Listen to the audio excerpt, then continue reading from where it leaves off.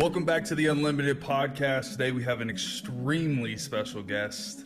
We got our man Gavin in the house, one of the OGs, one of the producers of the game, one of the architects of the game that I've loved for a very long time. He's had a huge hand in everything Magic the Gathering for a very long time, man. Welcome, bro. I appreciate the time, man. Oh, thank you. And, I gotta say, it feels weird to be called one of the OGs because I always think of myself as like, oh, this like fresh young gun. But I guess I have been there for 15 years now, so it doesn't really work that way anymore. It's a long time. You're definitely an OG. You're definitely an OG, man, which is just so cool, man. I love this. I mean, I know you love this game just as much as I do, bro. I've been playing this game for like 22 years now, so it's always been a part of my life, bro. So it's always cool. I love chopping it up with people that share my passion, man. So let's get into it, bro. Like I don't really know your Magic origin story like that. Where did it all start for you with Magic? Like what around what time, and then like what did the scene look like, you know?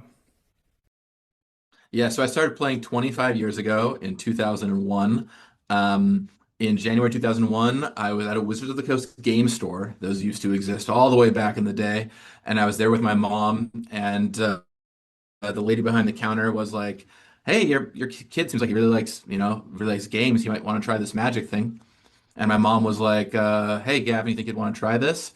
And I didn't know it at the moment, but that was like the biggest decision I might ever make in my whole life, right? And of course, That's I pretty said big. said yes and got into playing, and there was no going back, right? I got the starter set. I went home. I like put the CD-ROM in the drive or whatever, learned how to play, taught my brother, and we were hooked. It was all we did for months and really the rest of my life. And I just fell in love with it right away, and that's how I got my start. That's great. I mean, I feel like when somebody gets introduced to the game, it's only an amount of time. It's only a matter of time. When I first got into the game, it was into trading cards in general. It was like started with Pokemon, just having a couple cards here, opening packs or whatever, just mainly collecting. And then I found Yu-Gi-Oh, which was like my first introduction to like gameplay, right? And I was deep into that, right? So I went into a store called Hidden Fortress. It's here in Simi Valley. They're still open. Love those guys. And I asked the store owner, I'm like, "Do you have Pokemon? Do you have Yu-Gi-Oh?" He's like, "No, we're a Magic the Gathering shop." And I was like, "What's Magic?" He's like, "Those two guys over there are playing right now, and you can check it out." So I sat and watched them for like 20 minutes, bro. I was like, yes. My mom had like maybe $3 or $4 in like change in her car, like when people used to keep change and stuff. And I went and bought like 11 cards, man. And ever since that moment, I was so hooked on the game, bro. And I mean, I met so many cool people along the way, bro. So was your first set, was it like Onslaught, Yep, Mirrodin, yep. somewhere in Onslaught's there? literally my favorite. Yeah, Onslaught's like Boom. that's my set, bro. And God, I mean, when I Great set. You got the fetch lands, we got the creature type stuff. It's like you got Storm showing up. Fun block, fun block. so many like, and the foiling too for Onslaught is just like, Oh, God. So this is one of my favorites. old card frame, man. So You got an old good, card so frame lover good. right Yeah. here. So Onslaught Yeah. was just a great set, and all the sets. I mean, all the sets after that for like a good long while were just so good, man. It was just a great time to be in Magic. It always is, but yeah, man. Just love the game, bro. Um, But it's so cool now that you get to run a store where you get to, do that for other people, right? Like I was thinking of the person that got me into Magic and like how they changed my life. And now you get to be that for someone else, right? Like you'd be the person behind the store counter, someone comes in and it's like, "Oh, I'm looking for something else." And you're like, "Well, have you tried Magic?" And boom, right? Like every day you might literally be changing lives at the store, which is so cool. For sure. I'm big on trying to convert people into the game, especially like people who I know are collectors, people who I know are competitive, people who I know are like complex thinkers, you know what I mean? Like Steve Aoki's a good buddy of mine. I've been trying to get him into the game. He actually did something with you guys not too long ago, which was like I was super stoked about. I don't know if it was with you guys directly or if it was another musician or whatever. I try to get him into it. I'm trying to get every NFL guy who I think would even like be down, like all my best friends. I'm just anybody who's close by. I care about them, and I think that they could be into the game. Like I'm trying to get you into the game. It's just too much fun, man. I need more people around me playing Magic. For sure, for sure. I mean, no matter what game you want to play, obviously I'll always evangelize Magic, but no matter what game you want to play, like you have an instant community, you have friends around the world, you have folks you can talk with all the time. It's amazing, and so many cool people play. I mean, you mentioned, NFL players. Like all I'm saying, just putting this out there for Go everybody. Hawks. World Series winning team, Dodgers, Magic players on there. Really? Super Bowl winning teams, Super Bowl winning team. Yeah, yeah, yeah. Will Klein, big Magic player. What? He's been getting some other guys on it on I the Dodgers. did Yeah, not know right. How that. about I that? have to connect with You're down in dude, LA. I have to connect with. I had no idea. I had no idea. I would have been on. I mean, I've been a Dodger guy my whole life, so it's like no need for extra love. But I didn't know that. Will Klein, you said? Yeah, Will Klein. He's got against some of his buddies into it. Of course, you got Leo Williams on the Seahawks, Super Bowl Big cat. champions. Go Big cat. Hawks, right? Go Hawks. You have Amber Glenn just winning the gold in the Olympics. So Dude, all I'm saying, it's NBA, call me up. We got cards for you. right. If you want to win next year the title, start playing Magic the Gathering. It's crazy, bro. Like, I think about, when I talk about this pretty often, like I think about, back when, I was playing as a younger kid, like to think, professional athletes and like, celebrity type people would be playing the same game that I was like every Friday night, like from, I would show up at the card shop at like 5 o'clock. I'd stay there till 2 in the morning, like there's so many more people out there playing the game now, and it's so cool to see. I just love it, man. The community is great, and it's been cool, man. It's been cool to see more people kind of claiming it. Is I think where I'm going with it. But for sure, I mean, and, I think you're fine to say you're a part of that too, right? Like you are an NFL player that showed off how much you love playing Magic, and that helped to pave the way for other people to do that too, right? So thanks for being a piece of that puzzle. Of course, man. Of course, it's my pleasure, bro. I'm looking to build up the game any way I can. So, when did the shift from player to designer happen? Yeah, well, it's kind of a crazy story actually, not to take up too much time, but I started playing when I was 10 years old, and then when I was 11 years old, I decided I wanted to go make Magic cards. That was going to be my dream job. And so, yeah, so I grew up in Seattle and I went to a local event and Randy Bueller, the old vice president of Wizards was there of design. And I went up to him at 11 years old and I was like, hire me, I'm ready, bring me in. And he looks at me really seriously and he's like, all right, kid, you're going to need two things. The first thing you're going to need is a college degree. And my heart just sinks. Right? I'm 11 years old. It's going to take forever to get one of those.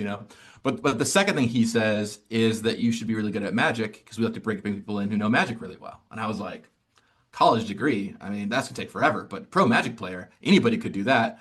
So I dedicate myself to those two things. I went pro at 15 and I started college at 16. I used my pro play to help pay for college. And then I graduated when I was 20 years old and I was hired at Wizards within a year to be on the design team. So it really is like a Cinderella story, exactly like I could have ever wanted it. Sick. I didn't know you were that cool, Gavin. I mean, I always thought you were cool, but that is sick, bro. Like, that is an epic origin. Truly having a dream. Yeah. Truly having a dream of living it. So when people ask, what did you do before Magic? It's kind of, in a way, Magic's all I've done for the past 25 years of my life, between playing it professionally. I worked for, Star City Games before Wizards, like doing writing and broadcasting and streaming, that kind of thing. And I got picked in a year of graduating college, and I've been here ever since. So I work way up from intern to principal game designer, which is where I sit right now. And it's an honor to have worked and crafted this game for the past 15 years. For anyone out there wondering, because you hear 15 years, that doesn't really like necessarily mean, like it's hard to figure out where that is. Yeah. My first set I worked on was Return to Ravnica, which was a long time ago now. So been a lot of sets between now and then, and I've touched everyone to some degree, some definitely more than others. Dude, that is crazy, man. 15 pro Magic player. Like, what? I couldn't imagine myself at 15 trying to compete against the pros. That's impressive, man. That is an epic origin story. I absolutely love to hear it, man. Crazy. All right. Well, listen, Magic's been around since 93. I was born in 92. What year were you born? 1990. Okay. You're the horse right now. Let's go. All right. So you had a little bit more of a chance to get like the first generation than I did, but I always feel left out not being able to get, those first couple of sets. But it's wild to hear, how long the game has been around. We're over 30 years now. We're pushing on, what is it? Is it 33? 33 Let's years see, it came out now. in 93, Yeah, so yeah, 33 93. this year. Yeah, Holy smokes. we're at 33 years of Magic, and I mean, in my opinion, the game has never been stronger. The community's never been stronger. You know, you're seeing, like we said earlier, more and more people come into the game. What do you think has allowed Magic to survive and evolve for like the last 30 years? Like, what do you attest that to? Obviously, there's multiple factors, but like, I just want to hear your opinion on that. Yeah, I'll give kind of two big ones. The first one is that exact second word you said, evolution. To me, the great thing about Magic is it just never gets old. Like whenever a new set comes out or like there's new cards I want to go check out, it's constantly evolving. It's always changing, and I think that that has really given it longevity, right? Because even though I've been playing for wow, so many years of my life now, 25 years of my life, every single time I draft a new set, it's a different experience, right? Every single new commander deck I build, I sit down and have a very different experience with everyone else's decks. I think that evolution has really helped it stay fresh and exciting. New The set, second new thing I think that is a formats. huge exactly right, new sets, new formats, and just new cards, right? I mean, there's so much design space in Magic, it's wild. There are things we talked about in my first week at Wizards that we have not done yet. There's so much left out there for us to do in terms of card designs. The other thing I think that has made it last for so long is that it's not really one game. Like we all say Magic the Gathering as a game, but it's not really one game. It's like 50 games, right? It's like you could play Commander and Draft. Those are very different. Competitive Standard, kitchen table Magic. You could be a collector. You can be a cosplayer. You can like just care about the story and the art. There's so many different pieces of Magic that you can get involved in that it's really easy for almost anybody to latch on and be like, this is the thing for me, right? Like, and now with like, there's so many different expressions of Magic now. You can love the comics, and we've got, a TV show and a movie coming up, like all that kind of stuff. There's Ooh, like so many ways you can touch into Magic. I'm So so I gotta I tell can't say you. anything about those, I but they gotta are tell you. exciting. I know it's okay. I don't even have to answer any questions. All I gotta say is, dude, I have been waiting for TV show movie for like I just can't wait because there's so much lore. There's so much available for a TV show or like a movie series. There's just so much there. So like I'm just glad to hear that it's in motion and that it's real. Hearing that come from you, I'm like, yes, thank God. Oh I man. mean, I'll just say that, like you are a guy who I would say, Cassius, you can correct me if I'm wrong, but you're like a pretty good, pretty competitive player, right? Like your decks are pretty blinged out, your commander decks are pretty sick. And to see CEDH you all be the way. like, yeah, but the lore is awesome, right? Like that's just the duality of Magic players, right? It's like so cool. There's one game that's like both like, yes, I love playing it, I love smashing people, and also I can just as easily love getting nerdy about the lore. I think that's so cool. And someday hopefully get to see that on the big screen. I can't wait, man. I can't wait. Definitely looking forward to that, bro. Yeah, it's crazy. The one thing that I think like I just want to comment on, the evolution of Magic. Like, you know, when I first so it actually kind of started when I got my card stolen. You remember I got my card stolen and I I tweeted do. out Yeah, about that it. was It went viral and you guys like sent yeah. sent somebody out with like a bunch of stuff and like that was kind of how I got connected with Watsy. You remember that? Yeah, I do. Yeah. Yeah, so that happened, and right when that happened was like when I had somebody in my local game store up in Seattle trying to convince me to play Commander. I was a I was a modern player and I had legacy decks. So I played modern and legacy almost exclusively. And I had a buddy of mine who just had a commander deck. It was a Narset deck, and he had a couple of decks. I think he had a Maelstrom Wanderer deck as well. And we would play every once in a while. Like when we get tired of Modern or whatever, we would sit down and play. And that was, I think that was like 2014, 2015. And barely anybody would play Commander. Like he would have trouble finding games, and he worked at the shop. So like he had plenty of opportunities, right? Well, if you think about that compared to what it is now, I don't think that there's a Magic player alive that's not playing Commander. I mean, there's got to be less than 5% of the player pool that doesn't have a Commander deck. Like if you walk into an F&M if you walk into an F&M, like you're gonna have trouble finding people who aren't playing Commander. is what I'll say, which is just insane to me, just in a 10-year span for like the main format to turn into something totally different. And I love Commander. I mean, I really do. I'm super passionate about it. It's all I play. And I just think it's crazy, man, how the game, like you said, can just continuously evolve, and like who knows what it's going to look like in 10 years from now. Yeah, totally. I mean, I'm always thinking about like what is the next thing, right? And Commander is huge, and it's not going anywhere, and I'm doing all the work I can to make sure Commander stays healthy for the long term. And also, like, 10 years from now, you could also tell me there's another format that everybody loves. And I'm hopeful that it'll just be additive, right? Oh, some people are playing Commander, and some people are playing this other thing, and who knows where that's going to come from. I think that's part of why I love being so in tune with the Magic community so much, because so many great ideas, Commander included, have come directly from the community. And so, like, what is the next cool thing we can level up? But it's that evolution, man, that is like, yeah, it's totally changed and evolved. And I think one of the things about Magic is we've always known, like for as long as I've been at Wizards and far longer, we've known that like casual Magic is the most popular way to play Magic. But the problem is it never really had a thing to unify behind, right? If I came over to your house and I said, "Hey, let's play some Magic," I'd pull out a standard deck and you'd pull out a modern deck and someone else would pull out like a pile of cards. And then if we try and play and it just like doesn't really work, Commander gives us all a unified language of like, hey, we're all playing the same thing together, which is why even the players I know who are going to place formats like standard and modern will often keep like at least one Commander deck in their bag so they can be like, oh, you guys want to play Commander? Sure, I'll bring that out and we'll play a game. And I think that kind of universal language has been really great for the format and for Magic.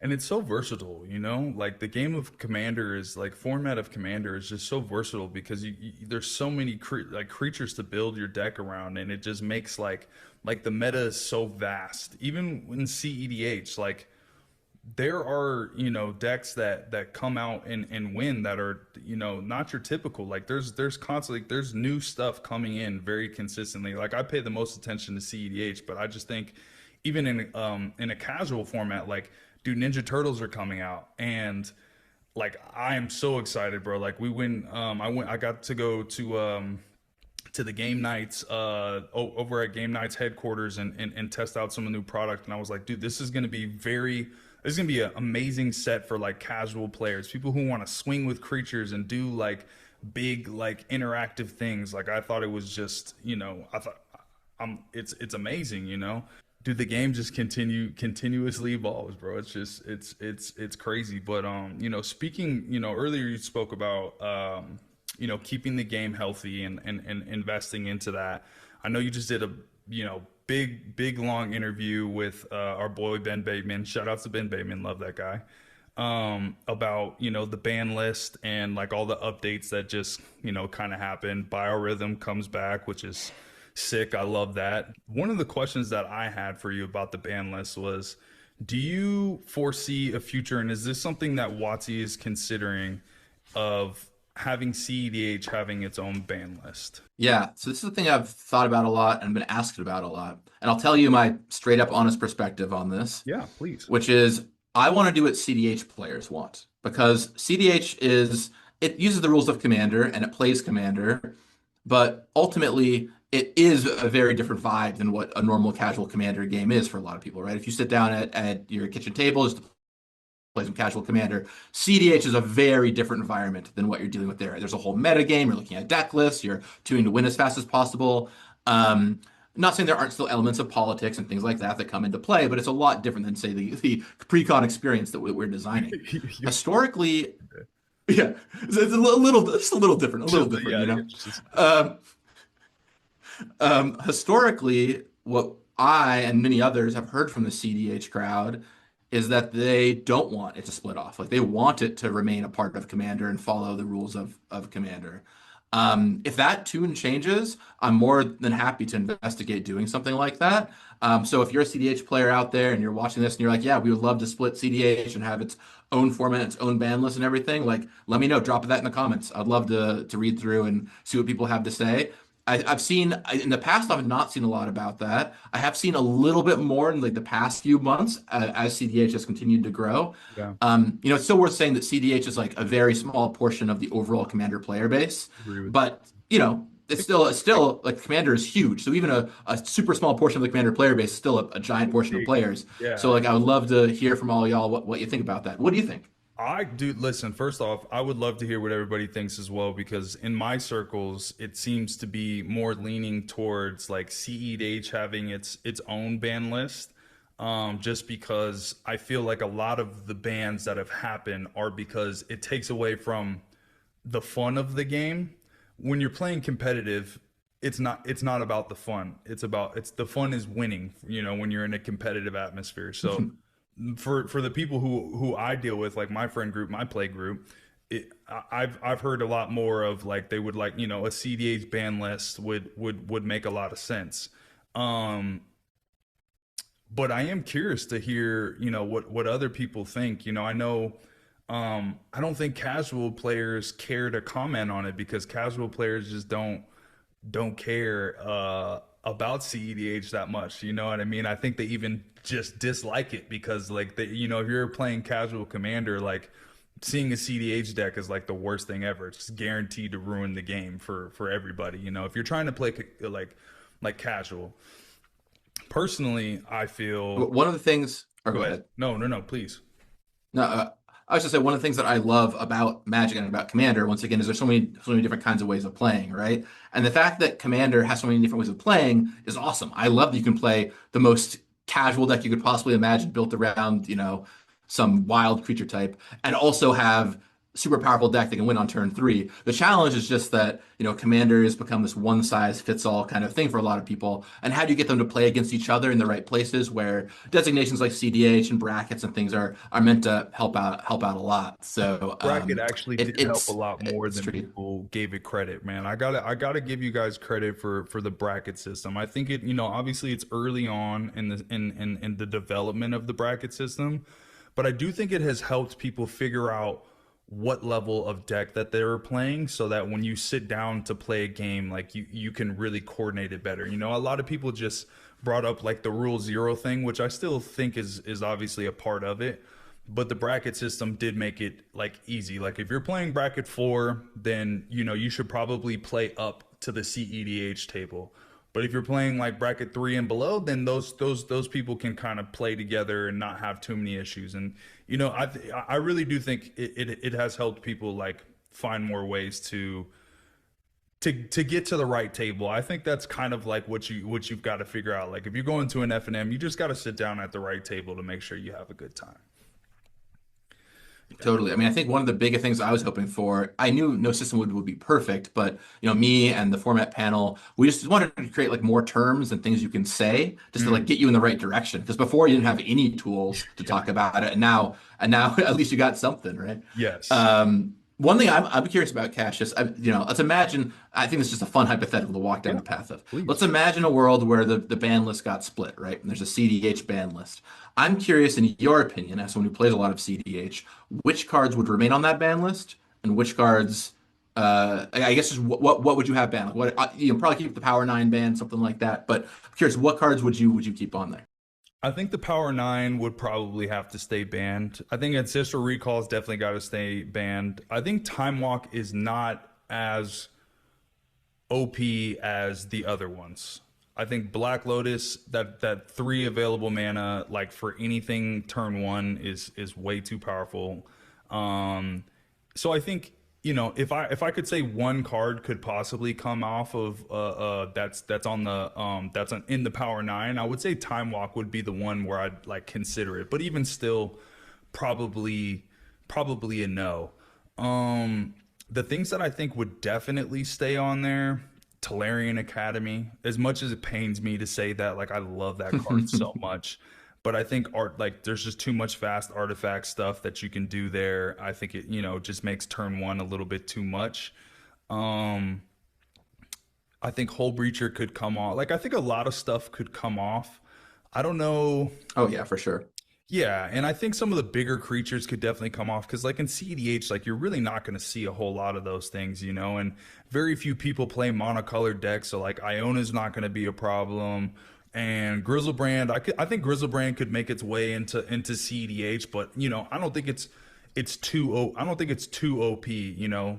There's so many ways to like draw cards now. I don't think that mechanic is like the craziest thing. Like, and if you're gonna cheat it out with like reanimate or whatever, like okay, great, you got a great starting hand. Like the chances of you doing that consistently are super low. So, um, I think there's definitely a lot more. I think there's a lot more cards that would come off that would stay on, in my opinion. Now, I'm not looking at the whole list of everything right now. You know what I mean? I'm just Of thinking about course, yeah. that. But like, I think Dockside Extortionist. I don't think that was too OP in my opinion. Like, there was definitely, you know, the infinite combo was troublesome, but like I think Red really needed that support.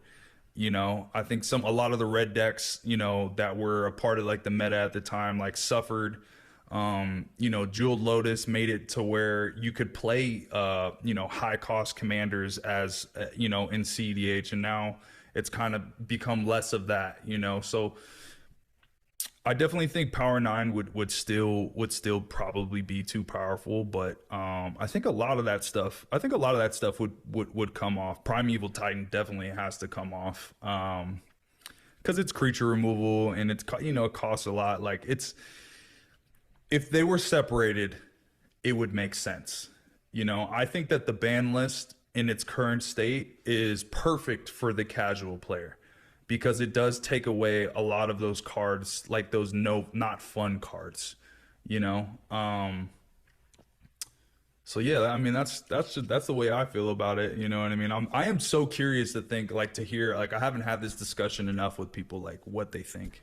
Yeah, that's why I'd like drop in the comments. I'd love to see what people think, you know, what cards would stay on, what cards would come off, right? There's a bunch of that are in the middle to me. It's like, is balance too strong in CDH, you know? Mm, I think like I didn't think Caracas is about one of the most miserable cards you could ever play in Commander. Is that a card CDH players would want? I hope not. It sounds horrible. But, you know, like there's, you know, all kinds of interesting stuff like that. All the, you know, yeah, the Primordials of the world, I feel like, yeah, those definitely could come off for a CDH only Yeah, ban list. yeah. The Power Nine probably stays on, but there's a lot of room in the middle of those. You know, limited resources. Is that a card? I don't know. And this is all just, you know, to be clear, fun That's thought speculation. exercise. Nothing Yeah, of actually, you right. know, saying is or isn't going to happen. But it's a fun discussion to have. And this is another thing I love about Magic. You want to talk about one of my favorite things about this game is that you can pick like any topic and go deep on some thought exercise for it like this. Like, okay, what if the format was like this, but a little bit different? What would you tweak? And you know, you and I have this back and forth convo. It's Yeah. like I forgot I was doing the interview. I'm just like sitting here, like, yeah, let's Yeah. let's chat about this. You know, it's so fun. So No, that's exactly. honestly that's a kind of the best part about the podcast in my opinion. Just for me, you know, doing this podcast is just because I most of the time I'm just talking to people that I have like that share a passion, you know, especially when I'm talking to Magic players. And you know, I love all trading cards, and I've been into each of them, you know, at some point, and have a passion for collecting. So like just speaking to people, you know, about, you know, collectibles in general, it doesn't feel like a job. It feels like I'm just chopping up with somebody and getting to know like what they really think. And then from a Magic perspective, that's when I really feel like I can go deep. Like if you understand the game of Magic, we can talk forever. Like I did an episode with Bobby Maximus that we just dropped recently, and we talked for like an hour and I think we talked for like an hour and a half, bro. And we definitely could have spent like another 30 minutes to an hour chopping it up. Like I had to cut it short because it's like you can only, you know what I mean? These episodes can only be so long. So it's just, I mean, it's amazing, man, to have these conversations, you know what I mean? There's some great minds in the game of Magic, and such interesting people play the game. Yeah, I totally agree, right? And learning about who plays and hearing their backgrounds, it's one of the cool things you get to do here on the show is like hear from different people and get their opinions. So yeah, I feel like I'm joining an honored group of folks. So thanks for having me again. Oh man, I love it. I appreciate you having you on, man. This is going to be very speculative, guys. I want to start off by saying this. I want to touch on Universes Beyond. First off, I would like to say that I absolutely love Universes Beyond. I have been a fan of each and every set for different reasons. I am an advocate for Universes Beyond. I think it has brought so many more collectors into the game. I think it has brought people back into the game that were away from it, and have come back to it just be out of pure interest of, you know, wanting to see what the set was going to be like. I think Lord of the Rings was probably the one that really like brought a ton of people back into the game, and the attention and the love from the collector community has had more of a focus on Magic than I think ever before. Which, I know this is a game, and that's the main purpose, is play the game, have fun playing the game, all those things. But I'm a collector, man, and I think a lot of the people who are into trading cards, if you're a Magic player, like there's not a lot of things that are better than like just shuffling through your binder. Just open up your binder and seeing all the pretty cards you have. Like, I love to collect. And so, like, one of the things that I love about Universes Beyond is it has brought those collectors interest. It has made those collectors who, may not have ventured into to Magic at all. It's made them curious, because of these collaborations with different IPs.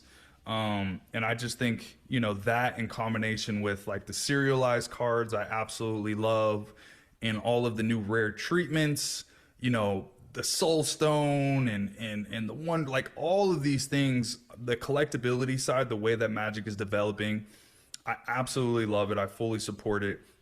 I know the community, there's mixed feelings there, but like I always stand on 10 toes down when it comes to Universes Beyond. Like, I could not be any more of a fan of what you guys have done. So, I mean, thank you for that, because I really do love it, man. Yeah, I mean, it's just brought a ton of people into Magic too, right? You look at what a lot of these sets have done, and so many people come in, and then one of the great things is they stay around, right? I've heard definitely some people in the community say like, oh, they're just going to come in as a tourist, right? They'll come in and play Magic and then leave, and that's not what we're seeing. People are coming in with Lord of the Rings and Final Fantasy, and then sticking on and playing more and more sets, and I'm sure you see it in your store every day, right? Someone that came in for Final Fantasy and is sticking for Lorwyn, and I love that. And I just love growing the game, and I think it's helped reach so many different kinds of people, right? To your point about how many different kind of people are playing Magic now, like from all walks, all corners of life, like we're going to tap into a kind of IP that is exciting to you and brings you into the game, and then hopefully capture you. And it's been really, really fun to see that, and really cool to work on. Getting to be the lead designer of Final Fantasy was so meaningful to me. Dude, And greatest set of all that time. set I turned gotta give out. it to you, bro. Greatest set of all. I like in my like just in my opinion, it's the greatest set of all time. Like, top to bottom, just so good. The reprints were amazing. The art was amazing. You guys brought the game to life in the can. Like, I just think like you. I mean, you really aced that one, Gavin. I got to give it to you, bro. Thanks. And while I appreciate that, and while I love saying, I was lead designer of the set, it really took a huge team here, right? It's like Always. I worked with so many people, internal, external. Had great partners at Square. We got to work with. So really, really proud of that one. It's kind of the thing that I do, and I'm like, I don't know that I will ever do anything that good again. It's like, will I ever top this? But I could be pretty happy if that's the one that I get to rest my hat on forever. It was a 100%. very special set, especially because for me, like Final Fantasy was the first game I ever bought, and I was so into Magic, right? That those two things were just like huge in my life growing up, man. So yeah, a big piece of me. And I think one of the things about Universe and Beyond is like everybody has that thing, right? It's like, man, this was a huge piece of my life, and I see this on a Magic card now, and I love it, whether it's Lord of the Rings or Final Fantasy or Marvel or whatever, right? And I hope I can do that for somebody else, and then once again they'll come in and stick around to see all the rest Magic has to That's offer. what it says. Yeah. One thing, actually, and from just my personal experience, Avatar: The Last Airbender has given that feeling to more people than I would say any of the other sets. Now, I think that's just because, like, for people around my age, Avatar: The Last Airbender was like one of the greatest cartoon animations that they ever made. I rewatch Avatar probably, like, let's say every year and a half or so. I rewatch like the whole thing, and I know people that like absolutely loved it. So many people that I know personally came in from Avatar: Last Airbender. So obviously the experience is always going to be different, but like it's just awesome that there's so many things like that, and you get to look forward to what are the possibilities of the new stuff. I love to speculate about what IPs could be coming next. I would love to see some anime collabs. Like, I would love to see, like, Dragon Ball Z would just be like, oh my god, Like I would salivate over a Broly commander deck. Oh my god, bro! I would like. I mean, I would lose my mind. Or like Hunter x Hunter or a Naruto set. Like just there's just so many possibilities, and I think that's also a really fun thing. Like you were talking earlier about how you can just talk about everything Magic forever. One of those things you could talk about forever is like the universe is beyond. Like what's next? Like what do you want to see? What's your like what are your top five that you want to see? That's a question that I probably ask anybody who plays Magic, that comes on our podcast. I ask them like who, what IPs would you want to see? And some of the answers I get are pretty funny, man. I know you can't comment too much, but just speculatively, what are there any IPs that you would want to see? Now, if you can't comment, it's totally fine. But I'm just curious, like, you know, maybe one or two. Yeah, for sure. Well, I'll say a few things. I mean, one thing I'll just say is that you're totally right. I mean, it's been fun to speculate about this stuff forever. I remember being a kid when I was like 12 years old and being like, oh man, what if they made Magic cards around, XYZ someday? That would be so fun. Um, and the truth of the matter is, we've already got to do two of the franchises that are my favorites. Like Final Fantasy and Doctor Who are like my favorite TV show and my favorite game series. Like, boom, just like I got to work on both those, which is so incredible to me. So I'm honored. But a couple of things that I would love to partner with. I said this in an interview I did last year somewhere else already, but I was a huge fan Expedition 33, which came out last year, the game. I don't know if you had a chance to play it or not. Amazing game. And I would love to do something with that at some point or another. Expedition 33, it's an amazing game. Won a ton of awards last year at the Game Awards. It's a huge RPG, great game. Oh, I Can't love recommend it enough. RPGs. I didn't I know. would I'll have love to for us check to it out. do another. Oh, dude, if you haven't heard of Clear Obscure Expedition 33, I bet in the comments below you're gonna get a lot of people being like, "What? Cash, you haven't played this game? It's so good, dude. You Dude. gotta check it out." Oh, I'm for sure Um, going to. uh, I would love to do another D&D set. I mean, I know technically we own that or whatever, but I think there's still so much we can do there. And I thought the first two were really fun. I really loved how those turned out. And then for me, like I would personally love, I'd be right there with you. I would love to delve into anime, which we basically have not touched yet. One of the things I think we've learned in the past few years is like there's a lot of Universes Beyond comes in many different shapes and sizes, right? All the way from like Lord of the Rings, which is as close to like high fantasy as you can possibly get, and then you're just like mini rings out you can go. And we've also learned a lot about the kind of players, or we've learned a lot about like players' interest and how that aligns with Magic. And oh, if it's something that players already like a lot, that like really, really helps. And anime and Magic like goes like so many of us growing up were like going to the game shop, watching anime and like playing Magic. I could pick one of 15 different shows or whatever to name, but I think there's just a lot of cool stuff we can maybe do there. So hopefully someday we'll get to tap into that. I think game series are also great for that, right? We saw what Final Fantasy and Fallout did, which were both banger sets. And while I'll say Expedition 33 is one that I think would be cool to work with someday. I think there's like all kinds of great games across history that would be fantastic. So, we'll see what happens. The team is working on all kinds of stuff, but I hope in the future we'll have some really banging crossovers for y'all to try. I can't wait, man. I can't wait. I'm just chomping at the bit for any new universes beyond, man. I'm stoked on, bro. So it's cool to hear your perspective on that. I definitely feel like that, getting into that anime world would be like really where for me my mind is at. I think that what you guys have done up to this point has just been amazing. The secret layers have been sick. Like God of War was an amazing secret layer. I personally really Mm. loved the SpongeBob one. The money, smothering tide, Mr. Krabs, like that's just so good. I thought that was amazing. It was less serious, but like I like it. Magic is there's funny things that happen in Magic all the time. Like me getting super salty. I'm sure people think that's hysterical. I love it when other people get Right. salty. Makes me giggle. Right. They play the meme counter spell from SpongeBob or something on you, right? And you're like, ah, man, come on. Oh, just raging Um, inside. Yeah, exactly. Enough of universes beyond, bro. I appreciate you, giving us a little perspective on that. I know you can't get too much into that, so we'll move on. One of the things, this is all right. So this is a concept that Bobby Maximus kind of brought to me in our interview, and I I really like loved the idea and kind of I spent a lot more time really thinking about it. Basically, the concept that he thought of was right now there's play boosters, there's collector boosters. Now, the concept that he brought to my attention was what if you created a super premium product that had like guaranteed one of the special treatments, or like you had a higher chance of hitting serialized, or there were more like a collector box, but like multiply like times two or times three, you know what I'm saying, where you created a super premium product for like your real collectors, which I think, is going to be very, a very small amount. Well, not a super small, but like there won't be that many people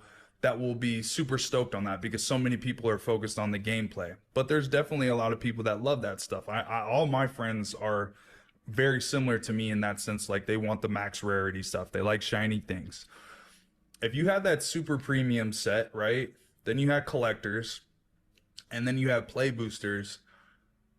I think that would, I mean, the concept really is to be able to make play boosters a little bit cheaper, right? And then you keep collectors where they're at, and then you create this super premium product that, from a business perspective, obviously, Watsy, you guys got to make money. And like that's something that I always look at and understand as a business owner, is that obviously this is a game first and foremost, but not first and foremost, is a business. You know what I mean? So like I thought that concept was really interesting. Like I personally would love to see a super premium product like that, that was maybe, super limited.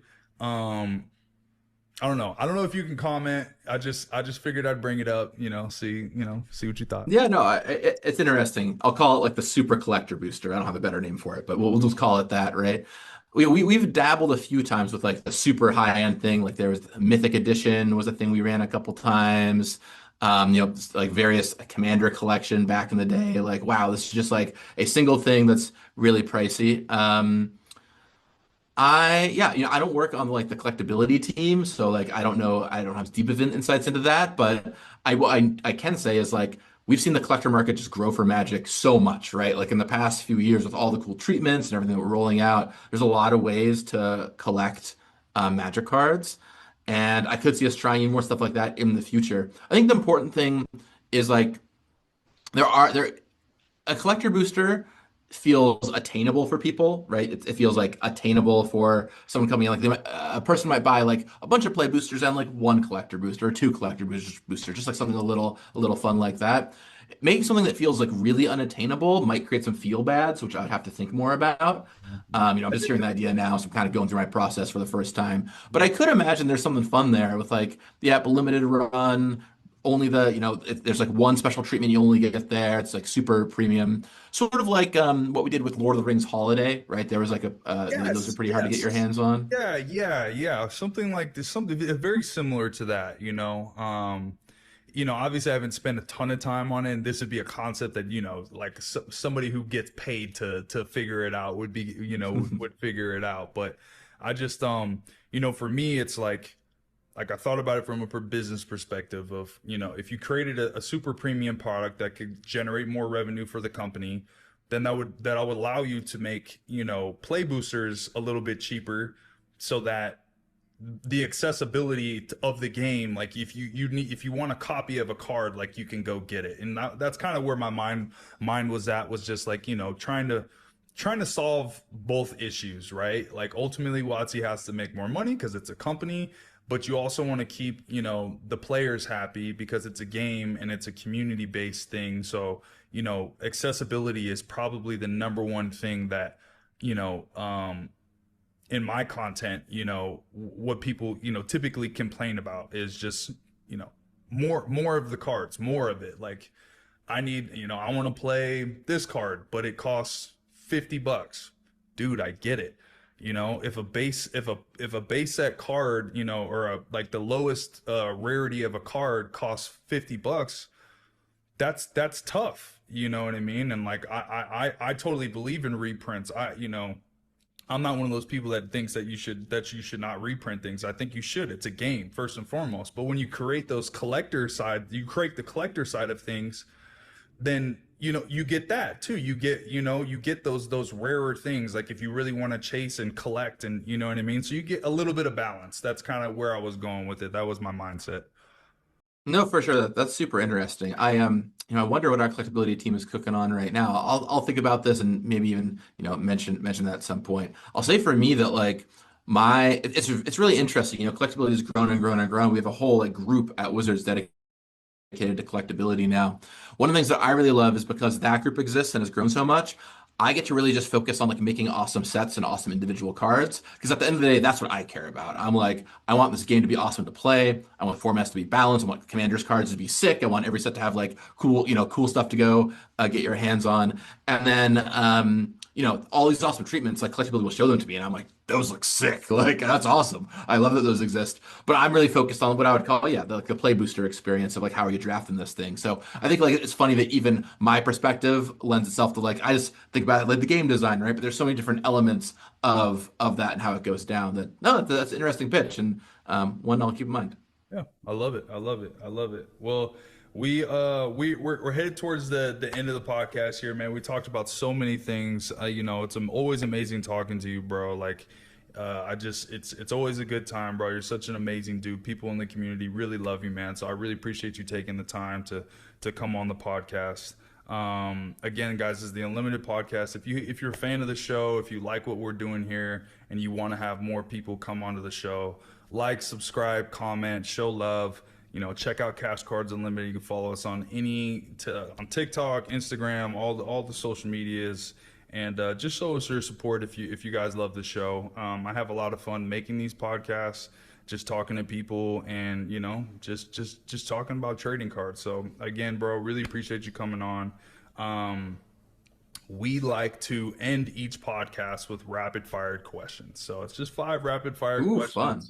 I'm gonna throw your way. First thing that comes to mind, you answer, and then after that, we'll shut it down.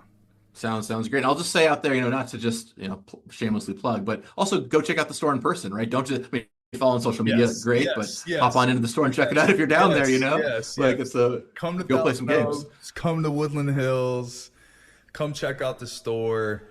Yeah, absolutely, man. I mean, dude, I'll just say, I've wanted to have my own trading card shop since I was like 13 or 14 years old, man. I remember just sitting in my local game store, Hidden Fortress, that still exists, and just going like, dude, if I had one of these, my store would be the best. And like, not to say that it is, but I think I've tried to do that.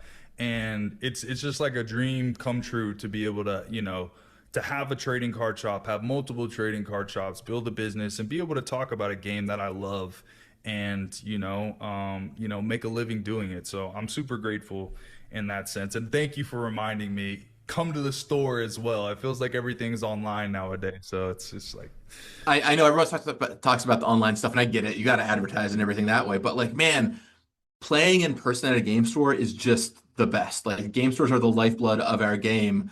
And because it's where you will start, you'll come in, you'll like meet people, you'll say hi, you'll like make friends that will last your entire life. I met friends at Friday Night Magic that I still have when I was 12 that I still have today, and it's like that, so much special stuff happens there. So just thanks to you for all the hard work you do to run the store, and yeah, go on and check it out if you're in the greater LA area. Yeah, absolutely, man. I appreciate you. All right, you ready for these rapid fire questions?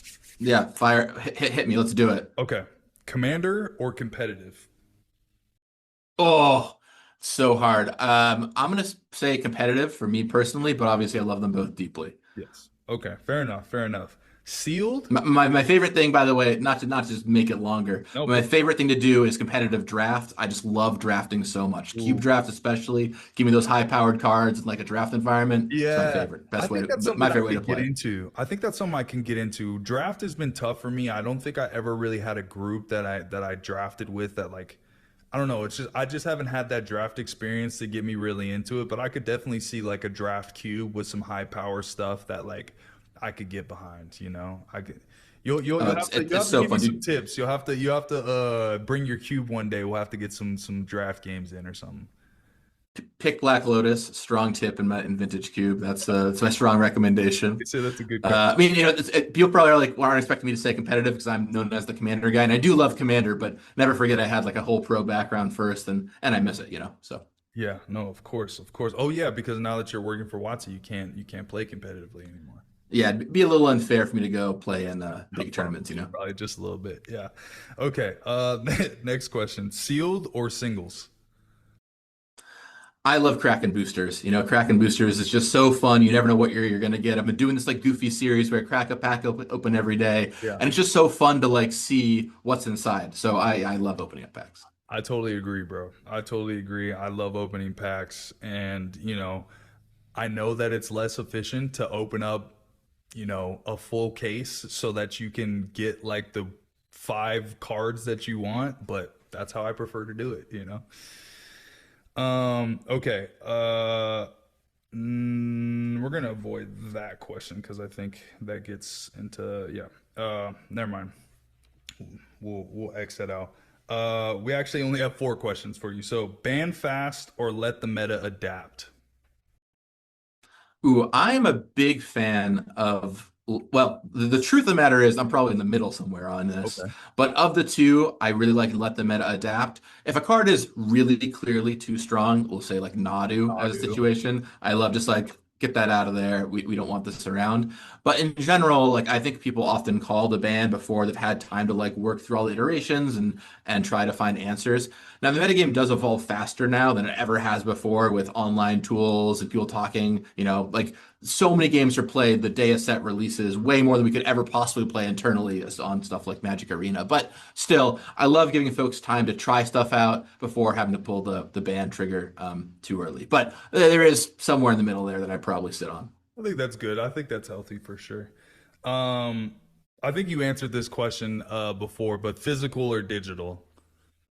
Oh, for me, it's all physical. I mean, I don't get me wrong. I play digital. I play on Arena to get my fix, but there is nothing like the people, like being around your friends, playing the game. That is the best. I always say that Magic is awesome, but it would be nothing without the gathering, and I cannot say that highly enough. Like the people are the best, and getting to sit down and play, and I think that's part of why Commander is so great, is we get to chat and laugh as we like slowly destroy each other, and Yeah, that's a fun exactly. time. 100%. I couldn't agree more, honestly, bro. In-person games are always the most fun. You get to see people salty. You get to see, you get to talk a little trash. You get the politics. You get all of those little intricacies that just make the experience that much better. So I dabble in arena as well, too. And if I want to, just try it out, I'm always interested to kind of see what standard looks like every once in a while, just to kind of check it out. But yeah, I couldn't agree more. I always say like you practice on Arena and then you like take that to the store, right? Yeah, Or yeah, take that yeah, to your yeah. tournaments. Just like For get standard, your for deck sure. ready, get like your drafts in, and then go do it with your friends. I agree. I agree. I agree. 100%. Well, dude, Gavin, thank you so much for coming on the Unlimited podcast, man. I just really enjoyed speaking to you, man. It's always a pleasure. And dude, keep doing what you're doing. The game is amazing. You've been doing an awesome job. I think Magic, I really do mean this. I think Magic is in the best place that it ever has been. So whatever it is that you guys are doing over there at WotC, just keep doing it, man. Well, it's an honor to get to work on this game. One of the things I like in our core principles is we talk about being stewards of Magic, like to really help carry it and make sure that it is the best game it can be and that it stays around forever. And I'm so happy with a lot of the work I've got to do recently. And there's some even cooler stuff coming down the pipeline probably. So stay tuned. Can't wait. Can't wait. All right, my brother. I appreciate you. We'll see you guys next time.